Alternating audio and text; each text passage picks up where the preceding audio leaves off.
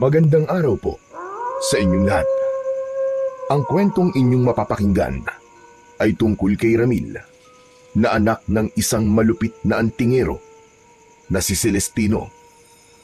Maraming taon nang nakikipaglaban ang baryo nila mula sa mga gabunan na pinamumunuan ni Dubalag.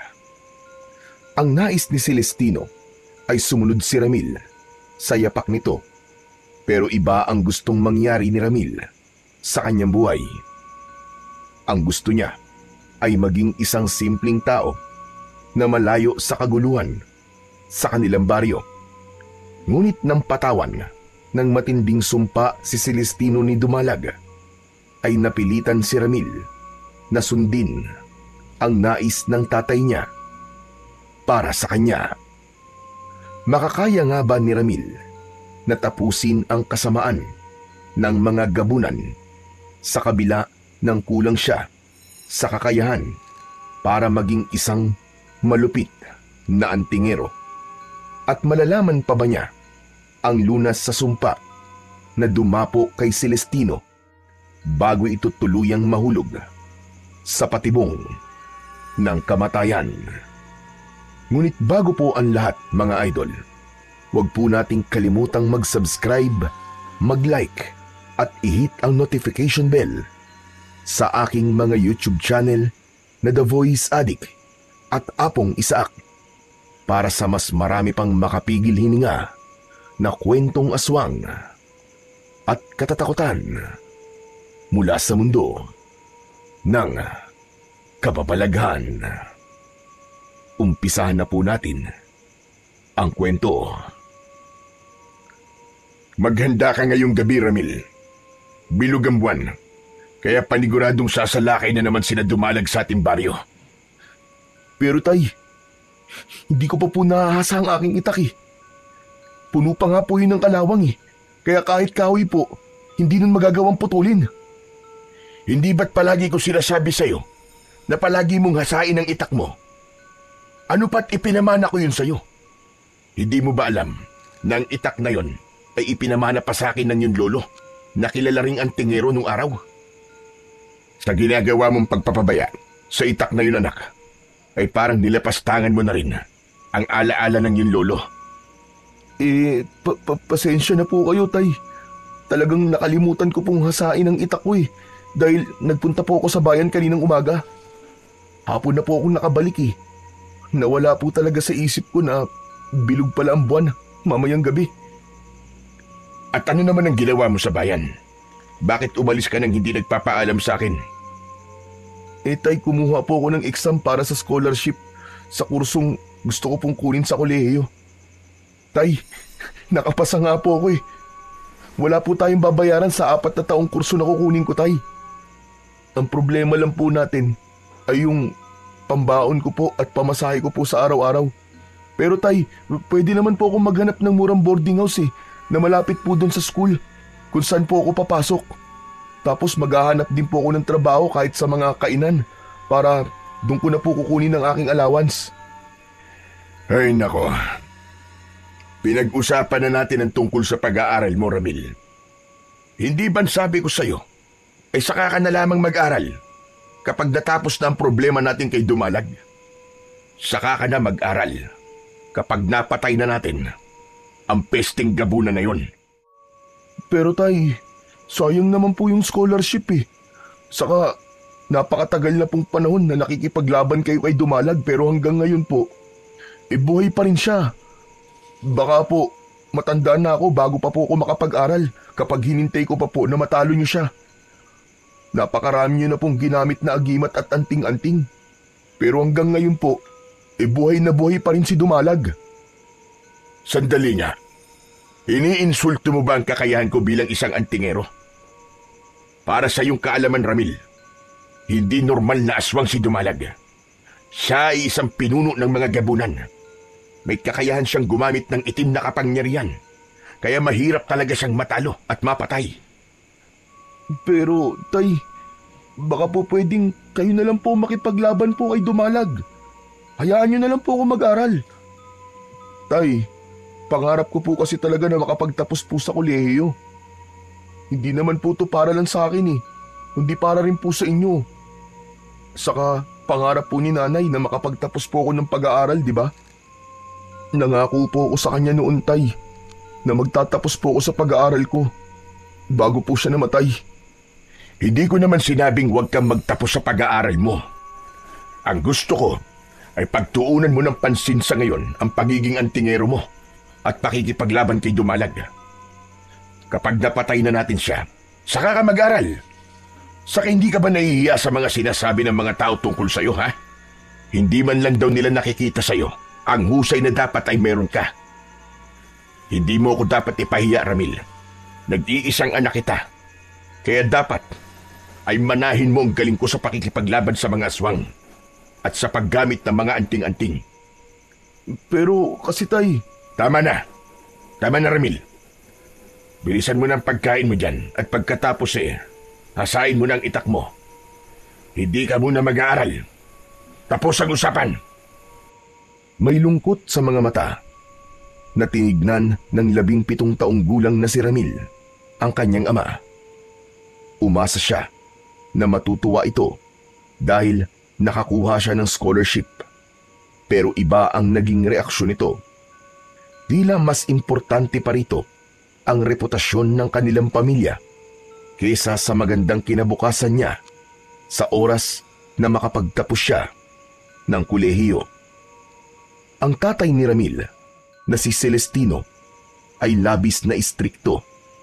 Iginagalang ito sa kanilang baryo bilang ito ang nag-iisang antingero roon. Hindi lang sa pakikipaglaban sa mga aswang nito ginagamit ang kaalaman na meron ito, kundi maging sa panggagamot ng iba't ibang uri ng sakit. Nang dahil sa husay ni Celestino, ay nais nito na maging kagaya nito si Ramil. Bata pa lang si Ramil, ay inumpisahan na siya nitong turuan sa paggamit ng iba't ibang uri ng anting-anting at agimat. Nung una, ay interesado siya. Pero habang nagkakaisip siya, ay napagtanto niya na hindi niya gustong sundan ang yapak ng tatay niya. Nais ni Ramil na maging isang guro sa elementarya at ang bagay na yon ay labis na tinututulan ni Celestino dahil gusto nito na mag-focus si Ramil sa pakikipaglaban sa pinunong gabunan na si Dumalag. Pagsapit ng 10:00 ng gabi, ay nakaharang na sina Ramil at Celestino sa bukana ng kanilang baryo. Kasama nila ang ilang matatapang na kalalakihan na handang humarap at makipaglaban kay Dumalag at sa mga alagad nitong gabunan. Katabi ni Ramil ang tatay niya. Parehas silang may hawak na itak. Isang anting-anting ang nakatali sa mga itak nila na pinapaniwalaang nagbibigay ng lakas at tapang sa kung sinong nagmamay-ari ng mga yon. Hinasa mo ba ng mabuti ang iyong itak, Ramil? Opo tay. Gusto niyo po bang subukan ko po sa inyo? Si Raulo, hindi itong tamang oras para magbiro ka. Nasa isang seryosong sitwasyon tayo ngayon. Masama po bang magbiro? Pinapagaan ko lang naman po ang sitwasyon natin, tay. Saka, sigurado po ba kayong darating sila Dumalag ngayon?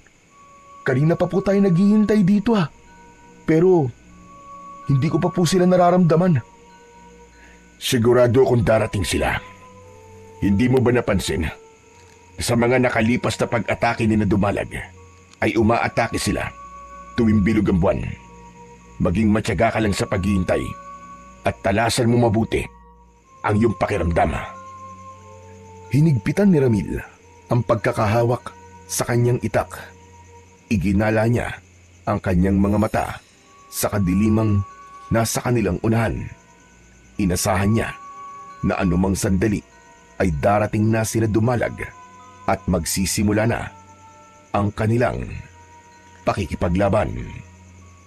Ngunit lumipas ang ilang oras, pero kahit anino ng mga gabunan ay wala silang nakita hanggang sa unti-unti nang lumitaw ang araw sa silangan Tay, sumisikat na po ang araw ah. Pwede na po siguro tayong umuwi. Tignan niyo po ang mga kasama natin oh. Kawawa naman po sila. Mukhang inaantok na po eh. Tama ka, anak. Hindi na nga darating ang ating mga kalaban. Tumayo si Celestino sa harapan ng lahat at saka yun nagsimulang magsalita ng malakas upang marinig ng lahat. Mga kasama, ngayon ay maaari na kayong umuwi sa inyong mga bahay para matulog at magpahinga. Malapit nang sumapit ang umaga at malabo nang dumating pa sina Dumalag. Pero wag ninyong isipin na nasayang ang ating ginawa simula kagabi. Maganda na nasisiguro natin na ligtas ang ating baryo. Patuloy kayong magsanay sa pakikipaglaban at magkikita tayo muli sa susunod na kabilugan ng buwan. Isa-isa nang umalis ang mga kalalakian hanggang sina Ramil at Celestino na lamang ang natira sa bukana ng baryo. Napansin ni Ramil na tila nag-iisip ang kanyang ama. Nakatingin ito sa kawalan habang seryoso ang muka. Tay, ayos lang po ba kayo? Nakapagtataka. Bakit hindi sumalakay sila Dumalag kagabi? Inaasahan ko na sasalakay sila dahil bilog ang buwan. Oh, ayaw niyo po ba nun, Tay? Hindi tayo nakipaglaban sa mga gabunan. Ibig sabihin, wala sa atin ang kailangan magbuwis ng buhay. Hindi ka talaga nag-iisip ano? Dahil sa hindi sumalakay kagabi sila Dumalag, ay hindi tayo nagkaroon ng pagkakataon na patayin sila. Ibig sabihin, ay sa susunod na buwan, ay kailangan na naman natin silang labanan. Isa pa, nagtataka rin ako kung bakit hindi sila sumalakay kahit bilog na ang buwan kagabi. Malakas ang kutob ko na mali ang aking naisip na umaatake sila tuwing bilog ang buwan. Teka, ang ibig niyo po bang sabihin, maaaring kahit kailan po ay aatake sila at hindi natin yun mapaghahandaan? Mabuti naman at nag-iisip ka na. Tama ka, Ramil. Kaya kailangan nating kausapin ng mga kalalakihang nakikipaglaban sa mga gabunan. Kailangan kong sabihin sa kanila na gabi-gabi ay dapat magbabantay na tayo sa ating baryo. Pero Tay, hindi po ba mahirap yun para sa kanila kung gabi-gabi po silang magbabantay? Wala silang pagpipilian kundi ang gawin ng bagay na yun, anak. Para naman yung sa kaligtasan nating lahat eh.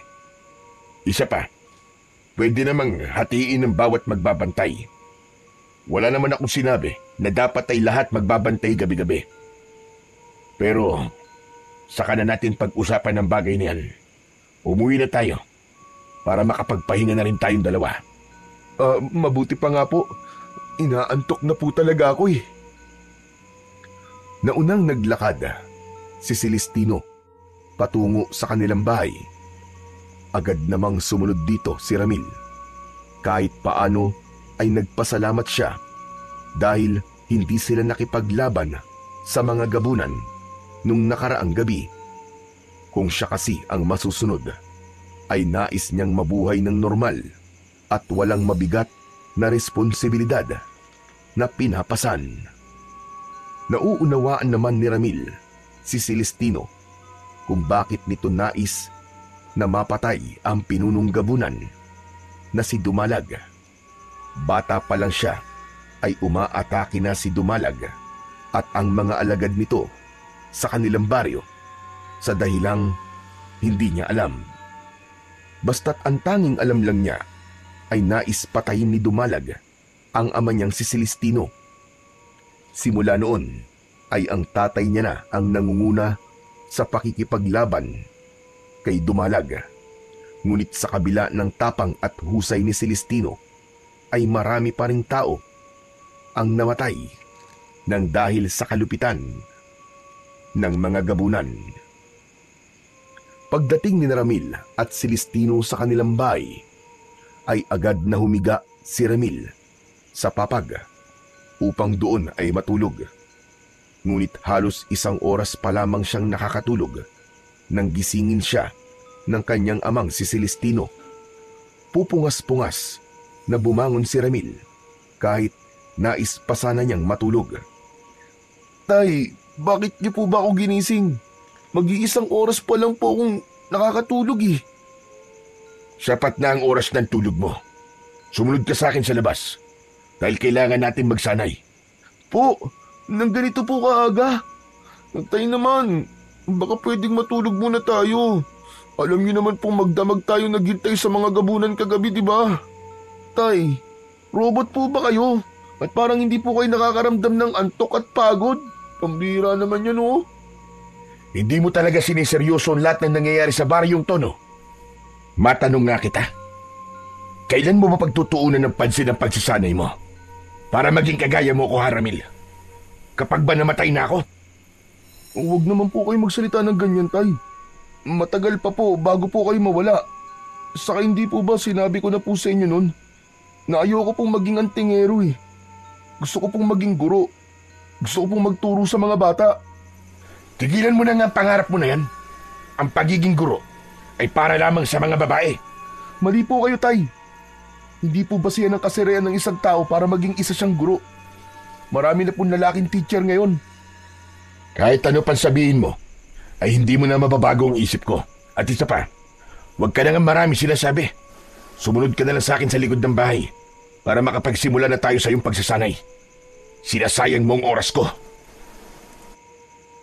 Hindi na nakapagpaliwanag pa si Ramil dahil tinalikuran na siya ng kanyang amang si Mang Celestino. Dire-diretso itong lumabas ng kanilang bahay. Wala nang nagawa si Ramil kundi ang sundan ang kanyang ama. Nang makarating siya sa likod ng kanilang bahay, ay inabot ni Mang Celestino kay Ramil ang itak. May hawak ding itak si Mang Celestino at tumayo ito na parabang anumang sandali ay aatakihin nito si Ramil. At yun na nga, mabilis na umatake si Mang Celestino kay Ramil. Tatagain sana siya nito, pero mabilis na naisangga ni Ramil ang kanyang itak. Nagulat siya nang bigla siyang sinuntok ni Mang Celestino sa kanyang tiyan. Pakiramdam ni Ramil ay mawawalan siya ng ulirat sa lakas ng suntok na kanyang natanggap. Agad na pinilipit ni Celestino ang braso ni Ramil at napasigaw siya sa sakit hanggang sa kumawala na sa kamay niya ang itak. Aray! Aray ko, tama na po, Tay! Tama na! Aray ko, sakit! Masakit na, Tay! Tama na! Baka nabalian po ang braso ko! Malakas na pinakawalan ni Mang Celestino si Ramil. Masama ang tingin ni Mang Celestino sa kanya. Aray ko! Aray, aray, aray! Ang sakit naman po nun, Tay! Parang totoo na po yata yun, ah! Dahil napansin ko na hindi mo siniseryoso ang paraan ko ng pagsasanay sa iyo noong mga nakalipas na araw. Tignan mo nga nangyari. Simpleng pag-atake lang ay nagawa agad kitang suntukin. Paano na lang kung totoong aswang ng kaharap mo? O kaya si Dumalag? Sigurado ko na wala pang 5 segundo ay mapapatay ka na kagad ng kalaban mo. Dapat ay wag mong ibababa ang iyong depensa sa pakikipaglaban, anak. Pasensya na po. Hindi ko naman po alam na ganitong klase ng pagsasanay ang gagawin natin eh. Dati kasi tinuturuan nyo lang ako ng tamang pag-atake at pagdepensa. Tapos, ang kinakalaban ko ay ang puno ng saging o hindi naman kaya sako na may laman na buhangin. Aray ko, ang sakit na tiyan ko. Tapos na tayo sa ganung uri ng pagsasanay. Dahil hindi ko nakikitang humuhusay ka sa ganung paraan. Kaya simula ngayon, harapan na tayo maglalaban. At kailangan mong maging magaling. Pero Tay, ayoko po talaga maging kagaya nyo eh. Baka po pwede nyo akong hayaan na mag-aral na lang. Hindi po talaga para sa akin ang pakikipaglaban sa aswang, Tay. Tumahimik ka nga, Ramil. Hindi ikaw magdidesisyon sa kung ano ang magiging buhay mo. Ako ang tatay mo. Kaya ako ang nakakalam kung ano mas makabubuti para sa'yo. Maniwala ka. Darating ang panahon na magpapasalamat ka sa akin. Ngayon, kunin mo yung itak at itutuloy na natin ang ating pagsasanay. Labag man sa kalooban ni Ramil, ay dinampot pa rin niya ang kanyang itak. Tumayo siya ng maayos at matiim ang mga matang tinignan niya si Mang Celestino. Nang mga sandaling yun ay naisip niyang pagbigyan muna ang kanyang ama at umasa siya na darating ang panahon na mauunawaan ito kung ano talaga ang gusto niyang mangyari sa kanyang buhay. Matapos ang nakakapagod na pagsasanay, ay umalis muna si Mang Celestino, habang si Ramil naman ay naiwang mag-isa sa kanilang bahay. Masakit ang buong katawan niya at nasugatan pa siya ng itak sa kanyang braso. Siya mismo ang naglinis at naglagay ng benda at gamot sa sugat niya. Habang nakaupo si Ramil sa labas ng kanilang bahay, ay dumating ang kaibigan niya na si Carding. Nakangiti yung lumapit sa kanya. Uy pare, ano? Kumusta ang pakikipaglaban nyo kina Damulag kagabi? Uy, teka. Sugat ba yung nasa braso mo? Kaya may benda ka? Kinagat ba ng isa sa mga gabunan? Sayang naman. Di ko napanood ang pakikipaglaban nyo. Nakatulog kasi kagad daw kagabi. Uy, ano na? Bakit ang tahimik mo dyan? Magkwento ka naman, bilis! Ay, Carding, walang pakikipaglaban sa mga gabunan na nangyari kagabi. Ano ka mo? Bakit naman wala? Hindi ba bilog ang buwan kagabi? Naku po, ibig sabihin, aatake na naman sila Dumalag sa susunod na pagbilog ng buwan. Kasi hindi niyo pa siya napapatay. Wala talaga, Carding, wala. Magdamag kaming naghintay at nagbantay hanggang sa sumapit ang madaling araw. Pero kahit isang gabunan, walang dumating. Pero ayos lang yun kasi hindi kami napagod sa pakikipaglaban at walang buhay ang nawala. Kahit hindi kayo nakipaglaban kagabi, bakit may sugat ka dyan sa braso mo? Si tatay ang may gawa nito. Ano ka mo? Paano si Mang Celestino may gawa niyan kung bakit may sugat ka sa braso? Nagsanay kasi kami kanina tapos talagang naglaban kami gamit ang aming kanya-kanyang itak. Kaya yun, nasugatan niya ako ng di sinasadya. Ay nako, grabe na pala talaga ang pagsasanay na ginagawa mo ha. Kung ako siguro yan, baka matagal na akong sumuko. Buti na lang talaga at hindi ako anak ng isang antingero o kaya ng manunugis. Ayos na sa akin ang anak ako ng magbubuko. Kaya heto, umaakit ako ng nyug bilang trabaho. Mas okay na rin yun sa akin kesa naman sa nakikipaglaban ako sa mga gabunan, di ba? Saka, gusto ko naman talaga ang trabaho ko eh. Nag-e-enjoy ako sa ginagawa ko. Pare, tanong lang, anong pakiramdam na nagagawa mo ang gusto mong gawin? Yung pwede mong sundin kung anong gusto mong gawin sa buhay mo? Siyempre, masaya.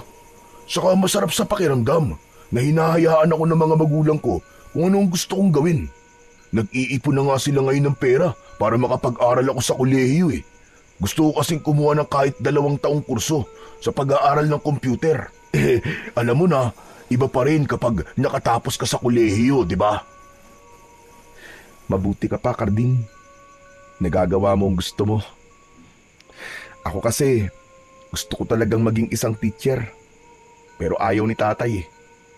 Gusto ko mag-aral sa kolehiyo, pero ang sabi niya ay pagtuunan ko muna daw ng pansin ang pakikipaglaban namin kay Dumalag. Saka na raw ako mag-aral kapag napatay na namin ang pinuno ng mga gabunan. Ayaw mo ba nun? Kapag natalo niyo na si Dumalag, tatatak ang pangalan mo sa kasaysayan ng ating baryo hanggang sa mga susunod na henerasyon ay maaalala kayo ng mga tao dito. Kumbaga magiging isa kang bayani, Chong. Sisikat ka at hahangaan ng lahat. Ang astig kaya nun. Hindi naman kasi ganun ang buhay na gusto ko eh. Tsaka wala akong planong sumikat, Chong. Ang tanging gusto ko lang ay isang normal na buhay. Yung hindi ako natatakot na baka isang gabi ay bigla na lamang akong papatayin ng kung sinong aswang. Kasi isa akong manunugis at malaking banta sa kanila. Naiintindihan naman kita sa sentimiento mo, Chong. Pero siguro nga ay tama si Mang Celestino. Kailangan mo muna mag-focus sa pakikipaglaban kay Dumalag. Nakasalalay kasi sa kamay niyong kaligtasan nating lahat eh. Habang buhay pa kasi si Dumalag, hindi magkakaroon ng katahimikan dito sa lugar natin. Ilang taon na tayong nabubuhay sa takot, aba. Dahil sa mga pesting gabunan na yun. Ewan ko ba, Karding? Pero hindi talaga ganitong buhay ang gusto ko para sa akin eh. Sana naman ay dumating ang panahon na maiintindihan ako ni tatay at hahayaan niya ako na gawin kung anong gusto kong mangyari sa buhay ko. Isang malalim na paghinga ang pinakawalan ni Ramil. Naisip niya na buong buhay niya ay wala siyang ginawa kundi ang sumunod kay Mang Celestino. Kahit ayaw niyang maging manunugis ng mga aswang at antingero, ay sinunod niya pa rin ito dahil ayaw niya na magalit ito sa kanya. Bukod doon, matindi rin ang bigat ng responsibilidad na nasa balikat niya, lalo na't nag-iisa siyang anak ni Mang Celestino. Iniisip ng lahat na magiging kagaya siya ng kanyang ama at magiging kasing tapang at husay siya nito pagdating sa pakikipaglaban sa mga aswang. Nang umalis na si Karding, ay nagsimula ng magluto si Ramil ng pananghalian. Nagprito siya ng isda at nagluto ng instant noodles. Kasabay nun ay nagsaing na rin siya. Pagsapit ng tanghali ay bumalik na si Mang Celestino. Napansin ni Ramil na seryoso ang muka ng tatay niya at tila pasa nito ang lahat ng problema sa mundo. Hindi mo na pinansin ni Ramil ang hindi magandang timpla ng kanyang tatay. Tinapos niya ang paghahain at sa kanya ito tinawag para makakain na silang dalawa. Hanggang sa nakaupo si Celestino ay tila hindi pa rin maganda ang pakiramdam nito. Tay, okay lang po ba kayo? May nangyari po ba sa labas at parang pasan niyo po ang lahat ng problema sa mundo? Sila Dumalag. Sumalakay sila kagabi. Po? Paano po sumalakay? Hindi po ba hindi naman sila sumalakay kagabi? Ano pong sinasabi niyo? Nananaginip po ba kayo, Tay? Sinabi na sumalakay sila kagabi. Pero sa ibang baryo. Sa Santa Ana sila sumalakay. Ano po? Sa Santa Ana? Oo. Sa Santa Ana kung saan walang kahit na isa ang may kakayahan na makipaglaban sa mga aswang. Hindi naging handa ang mga tao, kaya napakaraming namatay sa kanila. Sinabi sa akin ni Kapitan Arnel ang lahat. Nakarating sa kanya ang pangyayaring yan dahil humingi ng tulong sa kanya ang kapitan sa Santa Ana. Ang ibig po bang sabihin ay sumasalakay pa rin sila Damulag tuwing bilog ang buwan, pero sa Santa Ana naman? Maaaring hindi lang sila sa Santa Ana sumalakay sa mga susunod na pagbilog ng buwan, anak. Pwede na silang sumalakay sa iba pang baryo o hindi kaya dito sa baryo natin. Talagang pinapahirapan tayo ng hayop na Dumalag na yun. Pinapahirapan niya tayong matalo siya. Kaya kung saan-saan siya sumasalakay. Tay, ano na pong gagawin natin ngayon? Ano pong plano? Hindi po ba ang sabi niyo gabi-gabi na pong magbabantay ang mga nakikipaglaban sa mga gabunan dito po sa baryo natin? Hindi na gano'n na magiging plano. Dahil sigurado pa rin ako na tuwing bilog ang buwan ay sumasalakay ang mga gabunan. Ngayon ko lang ulit naisip na kaya nila pinipiling sumalakay kapag bilog ang buwan ay dahil mas malakas ang mga gabunan kapag buo at napakaliwanag ng buwan. Kailangan nating magtungo sa iba't ibang baryo na malapit dito sa ating lugar upang mabigyan sila ng babala. Sa ngayon, yun lamang ang maitutulong natin sa kanila. Kailangan nilang maging handa sa susunod na pagbilog ng buwan. May takot na lumukob kay Ramil sa mga sinabi ng kanyang tatay. Naisip niya na dahil wala na silang ideya sa kung saan susunod na atake sina Dumalag, ay tunay na mahihirapan na sila na talunin at patayin nito.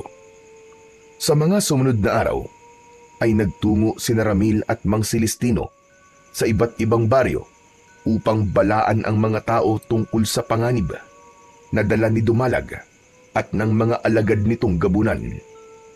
Habang nakikita ni Ramil ang reaksyon ng mga tao, ay lalo niyang naunawaan kung gaano kalaki ang banta at bigat ng laban na nakaatang sa kanilang mag-ama. Kasabay noon ay tuloy-tuloy na nagsanay si Ramil sa ilalim ng kanyang ama.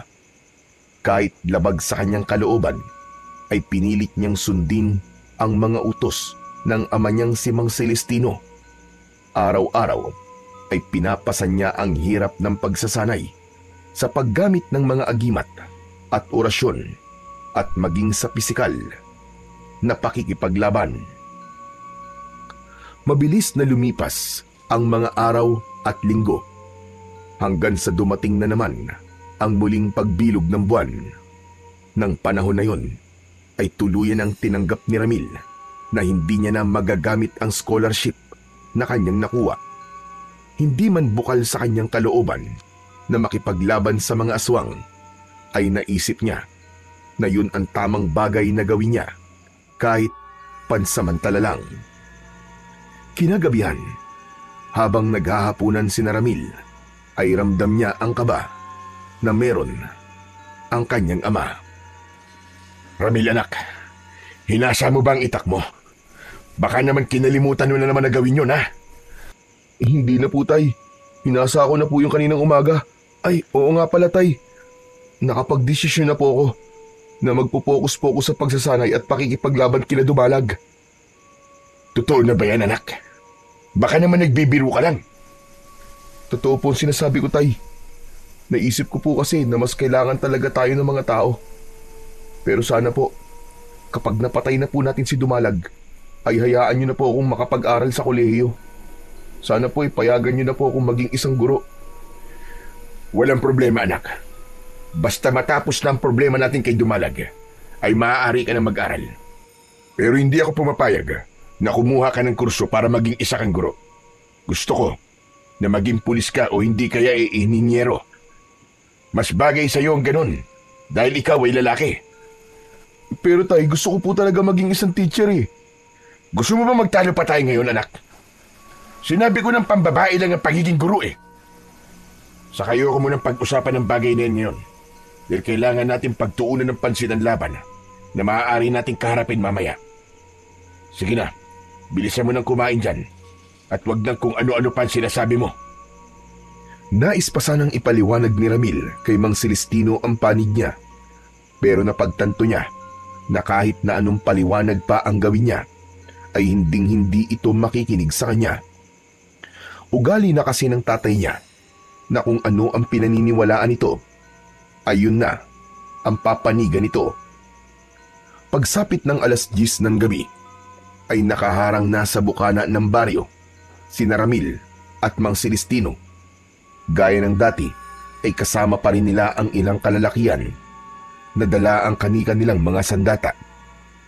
Bilog na bilog at napakaliwanag ng buwan na parabang nakatingin yun sa kanila at naghihintay na masaksihan ang isang madugong digmaan na maaaring mangyari anumang sandali.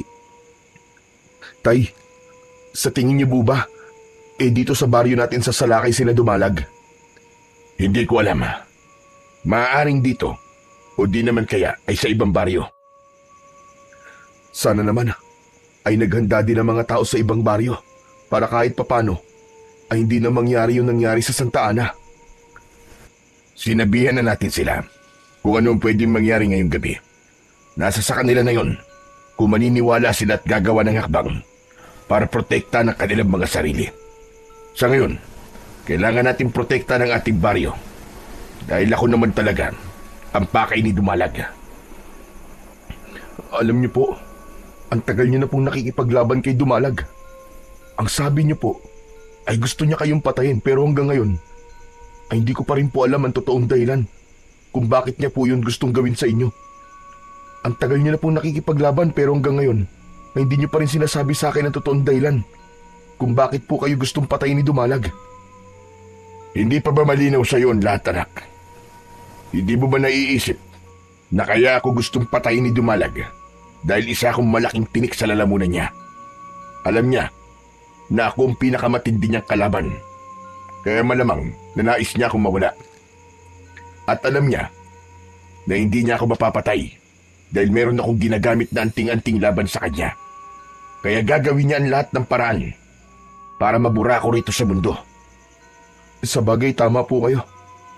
Pasensya na po kung masyado po ako matanong, Tay. Matagal na po kasing gumugulo yan sa isipan ko eh. Ngayong nasagot ko ng tanong mo, pwede bang manahimik ka na at talasan mong yung pakiramdam? Oo po. Pasensya na po ulit. Hindi na muling nagsalita pa si Ramil at nakiramdam siya sa paligid. Wala siyang nararamdamang hindi maganda at tila normal naman ang lahat. Pero hindi siya nagpakampante. Ilang beses na rin siyang sumama sa pakikipaglaban kay Dumalag at may mga pagkakataon na umaatake ang mga ito sa hindi inaasahang oras. Lumipas ang 2 oras pero wala pa ring mga gabunan ang dumarating. Bahagya ng nakaramdam ng pagkainip si Ramil. Nangangalay na ang kamay niya sa paghawak sa kanyang itak na sa totoo lang ay merong kabigatan. Tay, parang hindi naman aatake rito sina Dumalag. Hating gabi na, di ba? Hindi kaya sa ibang baryo sila sumasalakay? Masyado pang maaga para sabihin mo yan. Hindi tayo aalis dito hanggat hindi sumisikat ang araw. Maya-maya pa ay may narinig silang sigawan ng mga tao sa kung saan. Sabay-sabay silang lumingon sa kanilang likuran hanggang sa isang umiiyak na babae ang humahangos na dumating.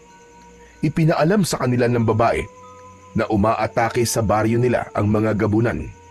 Ayon dito ay sa ibang direksyon pumasok ang mga yon at ang hinala nito ay sa gubat dumaan ang mga gabunan.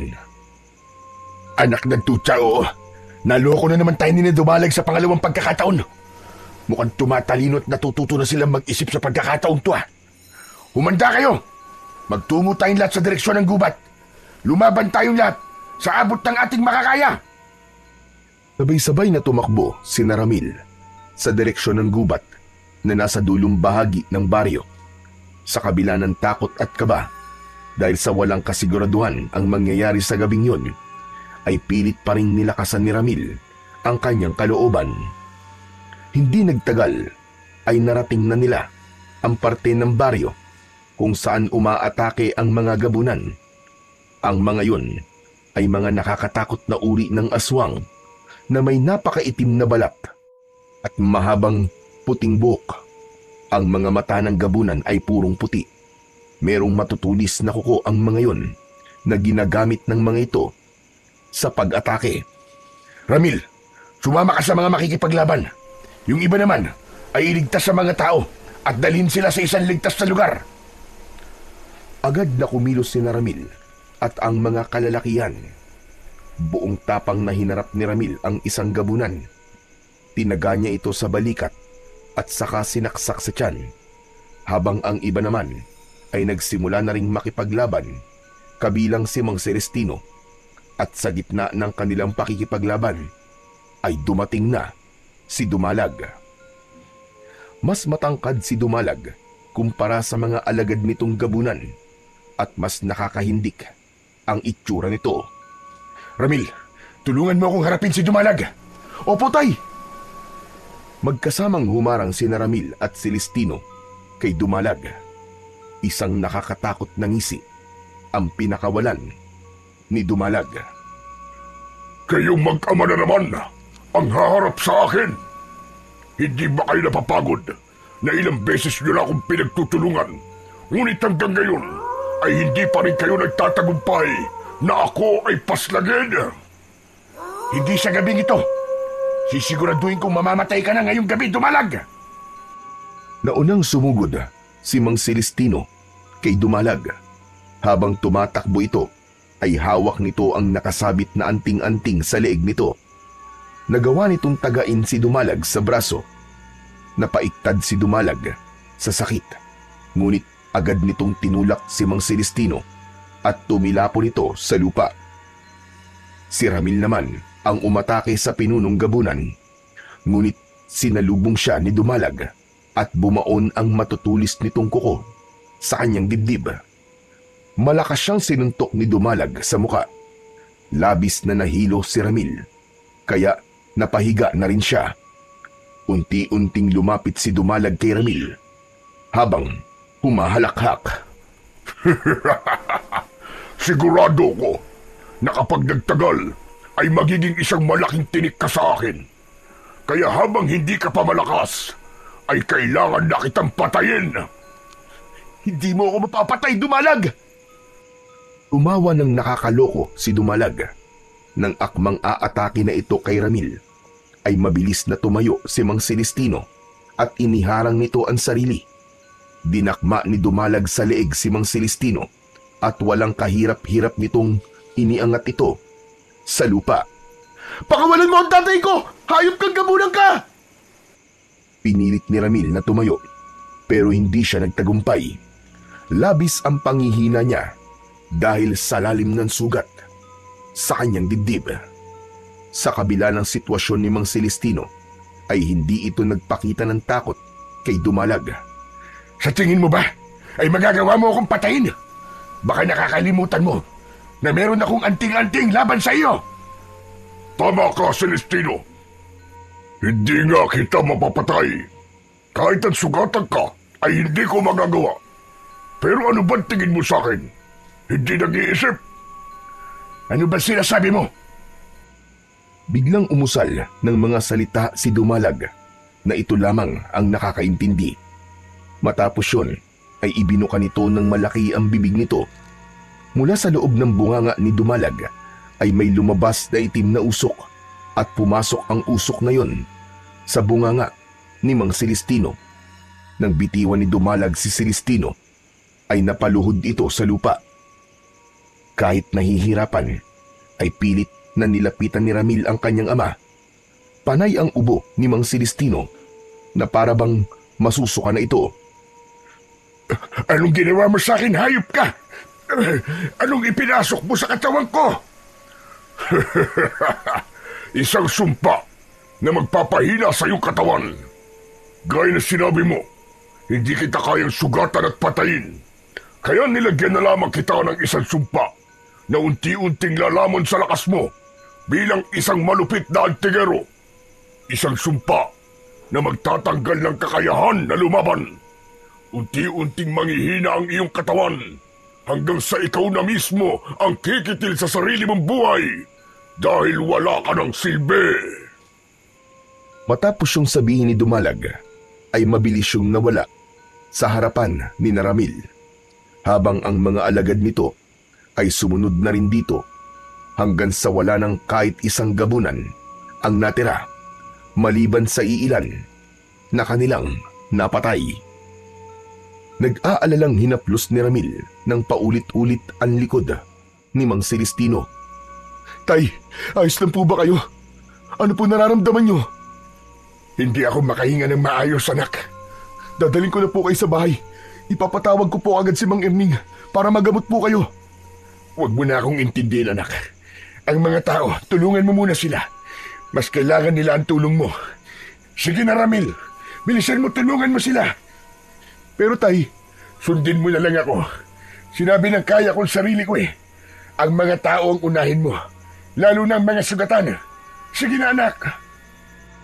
Napilitang tumayo si Ramil, pero hindi siya umalis sa kanyang kinatatayuan. Hindi niya inalis ang tingin kay Mang Celestino na nahihirapan sa pagtayo. Kapansin-pansin din ang labis na pamumutla ng balat nito. Nang tuluyan ng nakatayo si Mang Celestino, ay bigla itong nawalan ng malay.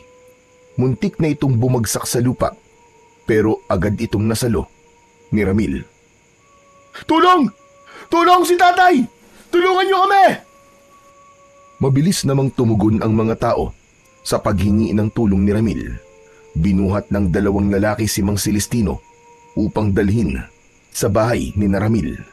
Habang nakasunod si Ramil sa may dala sa tatay niya, ay panay ang usal niya ng dasal na sana ay walang kung anong masamang mangyari dito.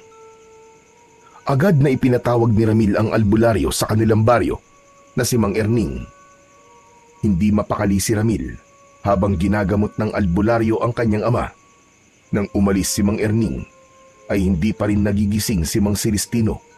Ngunit ayon kay Mang Erning, ay mukhang napagod lang si Mang Celestino sa pakikipaglaban, kaya ito nawalan ng malay. Kinabukasan, pagsapit ng umaga, ay wala pa ring malay si Mang Celestino. Labis na ang pag-aalala ni Ramil, lalo na't yun ang unang beses na nangyari yun sa kanyang ama. Habang binabantayan ni Ramil si Mang Celestino sa silid nito, ay dumating naman ang kaibigan niyang si Carding. Pumasok na ito sa mismong kwarto ni Mang Celestino. Nabalitaan ko nangyari kay Mang Celestino kagabi, pare. Hanggang ngayon ba ay hindi pa rin siya nagkakamalay? Hindi pa, pare. Ang sabi ni Mang Erning ay hintayin ko na lang daw na magising si tatay. Pero nag-aalala kasi ako kasi simula kagabi ay hindi pa siya gumigising. Ano ba kasi talaga ang nangyari? Parang ngayon lang to nangyari sa kanya, di ba? Napakaraming beses ang nakipaglaban ng tatay mo. Pero ngayon lang siya napagod ng ganyan at tumantong pa na nawalan siya ng malay. Hindi simpleng pagod lang ang nangyari kay tatay. Sigurado ko na may kinalaman dito ang ginawa ni Dumalag kay tatay kagabi. May sumpa siyang ipinasok sa katawan ni tatay at ang sabi ni Dumalag ay gagawin ng mahina ang tatay ko. Mawawalan daw si tatay ng kakayahan na makipaglaban. Diyos ko, kinilibutan naman ako sa sinabi mo, pare. Pero hindi ba may proteksyon si Mang Celestino laban kay Dumalag at sa mga alagad ditong gabunan? Ang proteksyon na yun ay para lamang sa pag-atake na manggagaling sa mga gabunan. Pero iba na kapag isang sumpa ang ginamit ni Dumalag laban kay tatay. Carding, natatakot ako na baka may masamang mangyari kay tatay. Hindi ko kayang mawala siya, Chong. Huwag ka naman mag-isip ng ganyan. Malakas at matapang ang tatay mo, kaya sigurado ko na malalagpasan niya yan. Saka nandiyan naman si Mang Erning, di ba? Magaling siyang albularyo, kaya mapapagaling niyan tatay mo. Magtiwala at magdasal ka lang. Sana nga, pare. Sana nga. Hindi ko talaga alam ang gagawin ko kapag pati si tatay ay nawala sa akin. Marahang tinapik ni Carding sa balikat si Ramil. Kahit paano ay nabawasan ang bigat sa dibdib ni Ramil dahil sa presensya ng kanyang kaibigan. Nang tignan niya ang wala pa ring malay na si Mang Celestino, ay may awang humaplos sa kanyang puso. Kahit tila natutulog lamang yun, ay bakas sa mukha nito ang hirap na pinagdadaanan. Natatakot din siya na baka ang sumpang ipinataw ni Dumalag kay Mang Celestino ay maging dahilan ng tuluyan nitong pagbagsak. Nang mga sumunod na araw, ay muling pinuntahan ni Mang Erning si Mang Celestino upang gamutin. Ngunit sinabi nito kay Ramil na hindi nito kayang pagalingin ang kanyang ama dahil masyadong malakas ang sumpa na inilagay dito ni Dumalag. Ayon sa albularyo, ay hindi nasakop ng kakayahan nito ang mga ganong bagay. Labis na nanlumo si Ramil sa kanyang mga narinig. Nang umalis na ang albularyong si Mang Erning, ay lumuluhang nilapitan ni Ramil ang wala pa ring malay na si Mang Celestino. Maigpit niyang hinawakan ang nanlalamig nitong mga kamay. Tay, lumaban po kayo. Tay, huwag niyo pong hahayaan na ang sumpang yan ang tumalo po sa inyo, tay. Hindi ko po kaya na pati po kayo'y mawawala sa akin. Parang awa niyo na po, tay. Gumising na po kayo. Napanganga si Ramil nang maramdaman niya ang paggalaw ng kanyang ama na si Mang Celestino. Hindi nagtagal ay marahang bumukas ang mga mata nito. Kulang na lang ay tumalon sa labis na kasiyahan si Ramil dahil sa wakas ay nagising na ang tatay niya. Salamat po sa Diyos at nagkamalay na po kayo, tay. Akala ko po talaga hindi na po kayo magigising eh. Bakit ka umiiyak, anak? Ano bang tingin mo? Patay na ako? Hindi naman po. Nag-aalala lang po kasi ako para sa inyo. Simula po kasi nung gabing nakipaglaban tayo kina Dumalag, ngayon lang po kayo ulit nagising eh. Ganun ba? Ang akala ko talaga, sandali lang ako nakatulog. Pero tay, kumusta na po ang pakiramdam nyo? Ang sabi po ni Mang Erning ay hindi niya kayang alisin ang sumpang inilagay po sa inyo ni Dumalag. Masyado raw po kasi yung malakas. Walang kahit anong sumpa ang makakapagpabagsak sa akin, anak. Tignan mo nga at nagising pa ako. Saka wala naman ako nararamdamang kakaiba sa aking katawan. Gaya pa rin ako ng dati. Malakas pa rin ako. Sigurado po ba kayo, Tay? Bakit parang nagdududa ka? Katawan ko to. Kaya ako ang nakakaalam sa nangyayari rito. Sandali. May pagkain ba tayo, anak? Nagugutom at nauuhaw ako. May niluto po ako kanina na ginataan langka. Saka may kanin din po tayo. Mabuti naman. Tama-tama. Dahil ang paborito kong ginatang langka ang niluto mo. Teka, Tay, ipaghahain ko lang po kayo. Tapos kapag okay na po, itatawagin ko na lang po kayo, Tay. Sige, anak. Bilisan mo at gutom na ako. Masayang lumabas si Ramil sa kwarto ng kanyang ama na si Mang Celestino. Hindi siya makapaniwala na tila walang naging epekto sa tatay niya ang sumpa rito ni Dumalag. Talaga palang napakalakas ni tatay. Sa kanang mga anting-anting niya. Parang hindi nga tumalab sa kanyang sumpang yun ni Dumalag.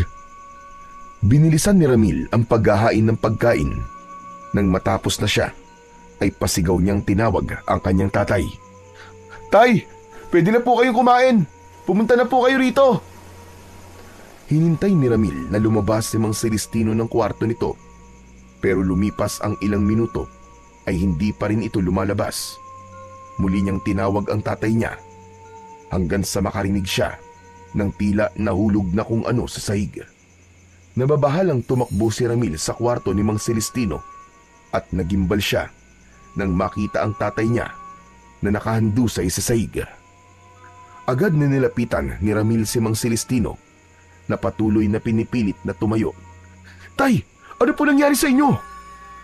Hindi ko alam, anak. Pero hindi ko magawang maihakbang ang aking mga paa. Pakiramdam ko ay parang lantang gulay ang aking mga binti.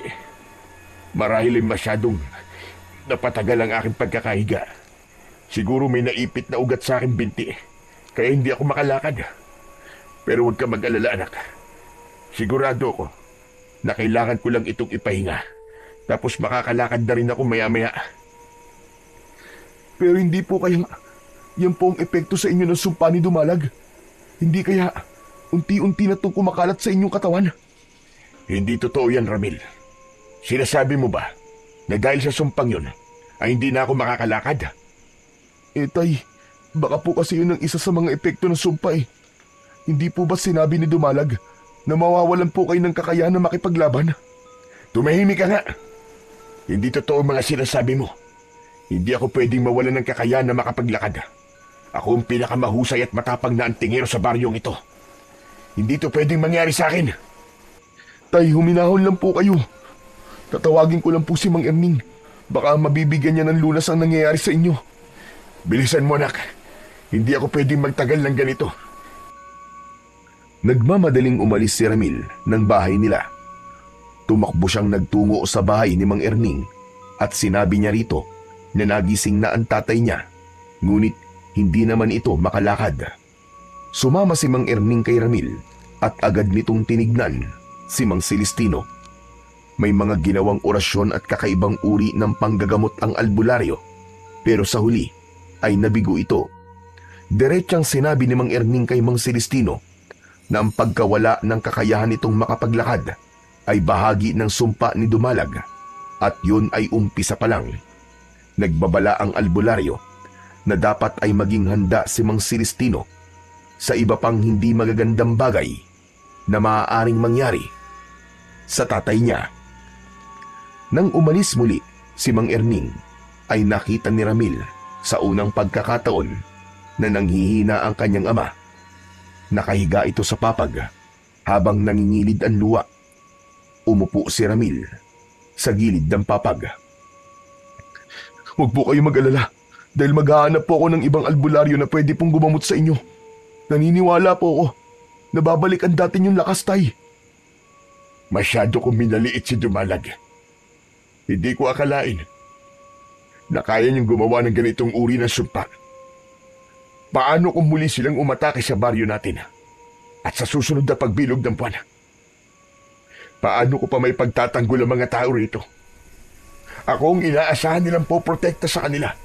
Pero tignan mo, sa tingin mo ba, ay magagawa ko pa makipaglaban? Kung kahit pagtayo, ay hindi ko magawa. Huwag niyo po munang isipin ang pakikipaglaban sa mga gabunan, Tay. Ang kailangan niyo po ay magpahinga. Isa pa, nandito naman po ako eh. Ako po muna ang mangunguna sa pakikipaglaban. Nagpapatawa ka ba, Ramil? Tignan mo nga. At nagawa kang sugatan ni Dumalag sa iyong dibdib sa kabila ng napakahabang taon na sinanay kita sa pakikipaglaban. Yan ba ang sinasabi mo mangunguna? Huwag mo akong pinapatawa, Ramil. Nahihiyang napayuko si Ramil. Labis ang panliliit na kanyang naramdaman sa sinabing yun ng kanyang ama. Ngunit inintindi na lang niya na may hindi ito magandang pinagdadaanan, kaya ito nakapagsalita ng masakit sa kanya. Nang mga sumunod na araw, ay naghanap si Ramil at Karding ng ibang albularyo. Nagtungo sila sa iba't ibang baryo upang hanapin ang manggagamot na sa tingin nila ay may kakayahang alisin ang sumpa ni Dumalag kay Mang Celestino. Marami naman silang nakita at nakilala. Lahat ng yun ay sinubukang gamutin si Mang Celestino, ngunit kahit isa sa mga yun ay walang nagtagumpay. Habang lumilipas ang araw, ay unti-unting nakita ni Ramil ang epekto ng sumpa ni Dumalag kay Mang Celestino. Nagsimulang bumagsak at mamayat ang katawan nito. Sa loob lamang ng isang linggo, ay tila tumanda na ito ng ilang taon. Hindi na rin ito halos makagalaw sa higaan nito. Sa kabila ng kalunos-lunos na nangyayari kay Celestino, ay hindi ipinakita ni Ramil na naaawa siya rito. Alam niya kasi na mataas ang tingin ng tatay niya sa sarili nito at isa sa pinakaayaw nito ang kinaaawaan. Isang araw, binisita si Ramil ng kaibigan niyang si Karding. Nag-usap ang magkaibigan sa likod ng bahay. Pare, kumusta na pala si Mang Celestino? Palala ng palala ang nangyayari kay tatay, pare. Sa totoo lang, hindi ko na alam ang gagawin ko eh. Halos lahat ng mahuhusay na albularyo ay sinubukan ng gamutin si tatay. Pero wala man lang kahit isa ang nakapagpagaling sa kanya. Huwag ka mawalan ng pag-asa. May awa ang Diyos. Sigurado ako na makakahanap din tayo ng lunas sa sumpang hinidumalag. Sana nga, pare. Naawa na kasi ako kay tatay. Kahit pagsasalita, parang nahihirapan na siya. Hindi ako sanay na nakikita siyang ganun eh. Sanay ako na nakikita ko siyang malakas at nakakakilos ng maayos. Nakakalungkot talaga ang nangyayari sa tatay mo. Ay, oo nga pala.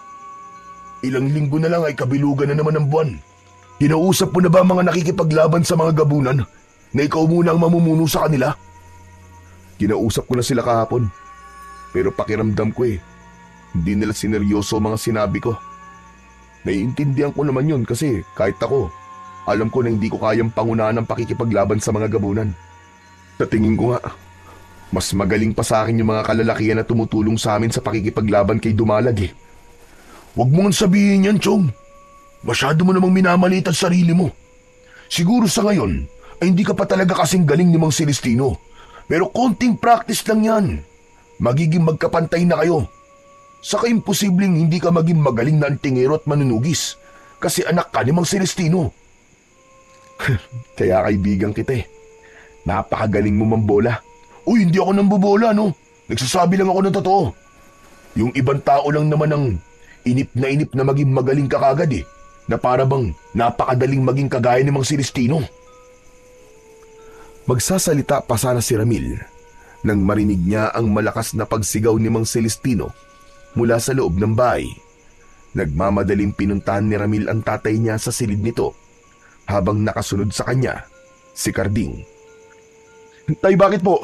May kailangan po ba kayo? Itayo mo ko. Kailangan natin magsanay. Hindi pwedeng walang nagsasanay sa'yo dahil hindi ka magiging kasing galing ko. Kunin mo ang itak ko. Bilisan mo, anak. Pero tay, Hindi po muna niyo maaaring gawin yan eh. Huwag po kayong mag-alala. Sa sandaling gumaling na po kayo, ay magsasanay po ulit tayo. Nangangako po ako na siseryosohin ko na ang lahat para maging katulad niyo po ako. Pakiramdam ni Ramil ay nadurog sa napakaraming piraso ang puso niya nang biglang humagulgol si Mang Celestino. Wala na. Wala na akong silbi sa baryong ito. Hindi ko na kayo kayang protektan mula sa mga gabunan. Mas mabuti pa siguro na mamatay na lang ako kaysa makita ko ang aking sarili na nakahiga sa pesteng papag na ito. Sana'y mamatay na lamang ako. Tay, wag po kayo mawalan ng pag-asa. Makakahanap din po tayo ng lunas sa sumpang yan. Ano ba lunas ang sinasabi mo? Ilang albularyo na ba sinubukan akong gamutin? Hindi ba't hindi mo na mabilang? Pero kahit isa sa kanila, kahit isa ay walang nagawa para pabutihin ang aking kalagayan. Pakiramdam ko, habang tumatagal ay pahina ako ng pahina. Siguro nga ay tama si Dumalag. Mas mabuti pa na mamatay na lang ako. Tay, kapag hinayaan niyo po mamatay kayo, ay matutuwa po si Dumalag dahil nagtagumpay siya sa gusto niyang mangyari. Hindi ba sabi niya, ay ang sumpang yan ang magiging dahilan para gustuin niyo na mawala na lang? Gusto niyo bang mangyari ang sinabi niyang yun, Tay? Nagpatuloy sa pag-iyak si Mang Celestino. Nahahabag na hinawakan ni Ramil ang payat at halos butot balat ng kamay ng kanyang ama. Diretso siyang tumingin sa mga mata nito. Nangangako po ako sa inyo, Tay, nagagaling kayo. At nangangako rin po ako na gagawin ko ang lahat para gawin ang mga bagay na hindi niyo muna magagawa dahil sa sitwasyon niyo ngayon. At isa na po roon, ang pagharap at pakikipaglaban kay Dumalag. Marahang tumango si Mang Celestino habang walang patid ang pag-agos ng mga luwa nito. Umasa si Ramil na kahit paano ay lumakas ang loob ng tatay niya dahil sa kanyang sinabi. Simula noon ay mag-isa nang nagsanay si Ramil sa pakikipaglaban sa mga aswang. Pinag-aralan niya rin ang mga anting-anting ng tatay niya. Kapag may hindi siya alam, ay tinatanong niya si Mang Celestino at sinasagot naman siya nito. Kahit nahihirapang magsalita, ay itinuro pa rin ni Mang Celestino kay Ramil ang mga dasal at orasyon upang mas maging mabisa ang mga anting-anting na sa tingin ni Ramil ay magagamit niya sa pakikipaglaban sa mga gabunan. Hanggang sa sumapit na ang gabi kung saan bilog na naman ang buwan. Bago lumabas si Ramil ng bahay, ay pinuntahan niya muna si Mang Celestino sa kwarto nito. Tay, bilog po ang buwan ngayon. Lalabas po muna ako para samahan ng mga nakikipaglaban sa mga gabunan. Sigurado ka ba na kaya mo silang pamunuan, anak? Yung totoo po, hindi po talaga, Tay. Ramdam ko po na hindi ko pa nakukuha ang tiwala nila. Pero susubukan ko po. Ako ang dapat na gumagawa ng gagawin mo ngayong gabi, anak. Kung hindi lang sana ako tinablan ng sumpa ni Dumalag, ay kasama mo kong haharap sa kanila. Nakakahiya rin sa mga kasama natin sa pakikipaglaban dahil ito ang unang beses na hindi niyo ako makakasama. Tay, naiintindihan ka po nila. Kaya wala kang dapat po na ikabahala. Sige po, aalis na po ako. Darating po pala mamaya dito si Carding para bantayan po kayo. Sige anak, mag-iingat ka. Ipagdarasal ko na lang na magtagumpay ka. Nakangiting tumango si Ramil at saka siya tuluyang lumabas ng silid na yon. Kinuha na niya ang kanyang itak at ipinulupot niya sa hawakan nun ang isang anting-anting. Isang anting-anting pa ang dinasalan niya at sa kanya isinabit yun sa kanyang leeg. Pagbukas ni Ramil sa pinto ay sakto nakakatok na sana si Carding. Uy, sakto pala ang dating ko. Mukhang paalis ka na, Chong. O paano? Ikaw na munang bahala kay tatay, ha? Huwag mo siyang pababayaan. Huwag ka mag-alala. Nasa mabuting kamay ang tatay mo. Basta mag-iingat kayo, pare, ha? Sana naman ay hindi umatake ngayong gabi sina Dumalag. Matapos yun, ay umalis na si Ramil. Nagpunta siya sa liwasan kung saan nagtitipon ang mga kalalakihang makikipaglaban sa mga gabunan. Nang makita siya ng mga yon, ay nagkaroon ng bulungan. Muling naramdaman ni Ramil ang kawalan ng tiwala ng mga yon sa kanya. Tumayo si Ramil sa harapan ng lahat. Tumahimik siya upang kunin ang atensyon ng mga kalalakihan, pero kahit isa ay wala man lang tumingin sa kanya. Naisip ko na hindi na lang tayo sa bukana magbabantay simula ngayong gabi, mga kasama. Hatiin ko kayo sa 2 grupo. Isang grupo ang magbabantay sa bukana at ang isa naman ay sa dulo kung saan dumaan ang mga gabunan nung huli. Huminto muna si Ramil sa pagsasalita nang mapansin niyang wala pa rin sa kanya ang atensyon ng lahat. Patuloy pa rin ang mga yon sa pagbubulungan. Huminga ng malalim si Ramil. Napagtanto niya na kung magiging mabait ang kanyang pagsasalita ay hindi siya papansin ng mga ito. Kaya naman, inisip niya na sa sandaling yon ay siya ang kanyang ama. Kayong lahat! Inuutusan ko kayong makinig sa akin. Baka nakakalimutan nyo na ako ang pansamantalang namumuno sa inyo. Nagulat ang lahat sa pagsigaw na yon ni Ramil. Doon na tumingin ang mga lalaki sa kanya. Kahit paano ay nagpasalamat si Ramil na sa wakas ay nakuha na niya ang atensyon ng mga ito. Mga kasama, alam ko na hindi nyo ako pinagkakatiwalaan. At alam ko rin na hindi pa ako kasing galing ng tatay ko. Pero ngayon, wala tayong ibang aasahan kundi ang isa't isa. Hindi ko sinasabi na kaya kong maging pinuno ninyo kagaya ng aking tatay. Ang gusto ko lang ay itrato nyo ako na kaisa nyo. Iisa ang layunin natin at yun ay ang protekta ng ating baryo. Kaya humihiling ako sa inyo na huwag nyo akong itrato na hindi kabilang sa inyo. Mas lalo natin kailangan mag-aisa dahil hindi natin makakasama si tatay. Kung hindi nyo ako papakinggan, sigurado ako na madali tayo matatalo ni Dumalag.